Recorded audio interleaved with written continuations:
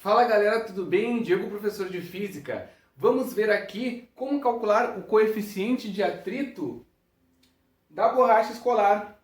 Exatamente, isso aqui é a borracha do meu filho, né? Uma borracha já bastante batida, bastante uso. Vamos ver, calcular o coeficiente de atrito no plano inclinado. Ou seja, esse plano inclinado aqui, pessoal, foi desenvolvido para calcular o coeficiente de atrito dessa borracha com essa superfície aqui do caderno. Então eu percebi que para este ângulo aqui, vejam só, a borracha desliza. Então, nós vemos que a força de atrito entre a borracha e o caderno tem um valor limite. Vejam então que para um ângulo próximo de 50 graus, a borracha desliza, ou seja, quem passa a ser aplicado entre a borracha e o caderno é a força de atrito cinético. Mas, vamos então ao cálculo, tá? A gente então vai determinar o coeficiente de atrito daquela borracha escolar. Bem, nós temos aqui um plano inclinado, representado ali pelo caderno e pela borracha, e temos aqui a borracha. Nesse tipo de problema, nós fazemos o diagrama de forças, tá? Quais são as forças aplicadas sobre a borracha? Nós temos a força peso aplicada sobre a borracha, tá? Esse desenho aqui é a borracha. A força peso é vertical e direcionada para o centro da Terra. Temos a força normal, que é a força que a superfície do caderno aplica sobre a borracha, tá? E essa força normal é perpendicular, forma um ângulo de 90 graus com a superfície. Nós temos a força de atrito entre a borracha e o caderno. A força de atrito, então, procura impedir o deslizamento. E nós temos, tentando fazer com que a borracha desça, uma componente da força peso. Exatamente, nós chamamos de Px, porque nós podemos colocar um plano cartesiano aqui, com os eixos x e y. Certo? Deixa eu botar o nosso referencial aqui para baixo. E y. Tá? Nosso plano cartesiano aqui. Ou seja, a nossa força peso pode ser decomposta numa componente ao longo de y e numa componente ao longo de x. É por esse motivo que a borracha desce, porque tem uma componente de x que, se for maior que a força de atrito, vai fazer com que a força resultante seja diferente de zero e vai causar uma aceleração na borracha. Só que a gente vai calcular o coeficiente de atrito estático, que é antes de a borracha entrar em movimento, certo? Bem, FA vai ser a força de atrito, Px vai ser o peso decomposto ao longo do eixo x, Py vai ser a força peso decomposta ao longo do eixo y, e N é a força normal da superfície.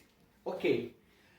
A massa da borracha, pessoal, eu pesquisei na internet, essas borrachas escolares têm uma massa da ordem de 1,46 gramas.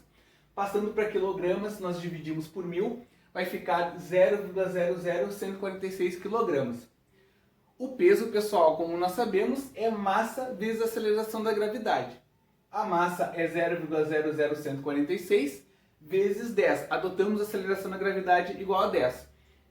Multiplicando então 0,00146 por 10, a vírgula anda uma casa. Então, a força peso aplicada sobre essa borracha, né, o módulo da força peso, é 0,0146 newtons.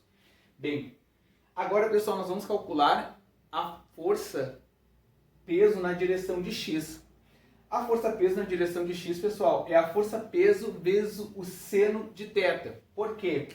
Vejam, pessoal, esse ângulo aqui é 50 graus, tá? Formado, a gente pode, através de trigonometria, tá? Sabendo que o cateto adjacente mede 31 centímetros e o cateto oposto mede 37 centímetros, determinar esse ângulo aqui.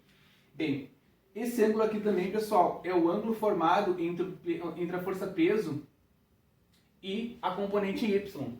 Vejam só, numa prova de mecânica clássica na faculdade, tinha uma questão dessas na última prova, era aquela prova ou tu passava ou tu morria. E aí eu não conseguia enxergar o tal do ângulo num plano inclinado. Aí eu comecei a pensar assim, ó, se esse ângulo começar a fechar, essa força aqui vai se aproximando da peso. Entenderam? Então por isso que é uma técnica que eu uso para conseguir enxergar esse ângulo aqui. Bom, pessoal, vejam só, aqui nós temos também um triângulo retângulo, tá? Aqui é 90 graus. Notem que PY, pessoal, PX, tá? É esse vetor aqui que encaixa nesse pedacinho. Ele é o cateto oposto. Então, PX, pessoal, vai ser P vezes o seno de θ. Porque o seno, pessoal, é a relação entre o cateto oposto e a hipotenusa, que é a força-peso. Por isso que Px vai ser P vezes o seno de θ. Px vai ser, o nosso peso foi calculado ali, 0,0146 vezes o seno de 50 graus. O seno de 50 graus é 0,76 e fazendo 0,0146 vezes 0,76, nós chegamos a uma força de peso na direção x de 0,011 newtons.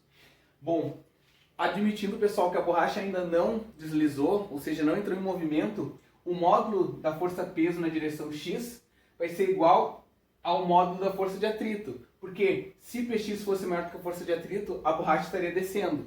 Por isso que nós vamos usar o valor numérico, que é o módulo de Px igual à força de atrito, porque elas têm o mesmo módulo, certo? Então, a força de atrito vai ser igual à força na direção do peso x, o peso na direção x de 0,011 newtons. Agora, vindo aqui, a força de atrito, pessoal, o módulo da força de atrito é o módulo da força normal vezes o coeficiente de atrito estático, e é isso aqui que a gente quer descobrir da borracha, o coeficiente de atrito estático. Bem, o módulo da força normal, então, é igual ao módulo de Py, porque vejam só, Py é igual ao módulo da força normal. Se isso não fosse verdade, a borracha poderia estar voando ou entrando para dentro do plano inclinado, mas como há um equilíbrio, dizemos que o módulo da normal é igual ao módulo da força-peso na direção y. E a força-peso na direção y vai ser a força-peso vezes o cosseno de θ. Vejam só, Py, pessoal, é o cateto adjacente a esse ângulo. E a relação para o cateto adjacente e a hipotenusa é o cosseno. Então, o módulo da força normal vai ser 0,0146, que é o valor da força-peso, vezes o cosseno de 50 graus. O cosseno de 50 graus, pessoal, é 0,96. Fazendo, então, 0,0146 vezes 0,96, nós chegaremos em uma força normal de 0,0140 newtons. Esse é o módulo, então, dessa força normal, que é igual ao módulo da força y. Agora, para descobrir o valor do coeficiente de atrito estático, tá? μe, ó, notem, a força normal está multiplicando, vai passar dividindo. Então, vai ficar o coeficiente de atrito estático, a força de atrito dividido pela força normal, tá? Passei ela dividindo. A força de atrito, que é o atrito estático, nós já calculamos aqui, 0,011 newtons, tá? Vou até pôr as unidades aqui, as dimensões. E o valor da força normal, que nós calculamos aqui, é 0,0140 newtons. Newton corta com newton. 0,011 dividido por 0,0140 vai nos dar 0,78, que é um número adimensional, ou seja, sem dimensão. Coeficiente de atrito, pessoal, é um número sem dimensão. Olhando, pessoal, na internet, nós encontramos tabelas de borrachas e algumas superfícies. E encontrei numa página da internet que a borracha, o coeficiente de atrito entre a borracha e o cartão varia de 0,5 a 0,8 se as superfícies estiverem secas. Então, o nosso valor, pessoal, está entre o 0,5 e o 0,8, confirmando então todos os nossos cálculos, certo? Espero que vocês tenham gostado desta aula e até a próxima, gente.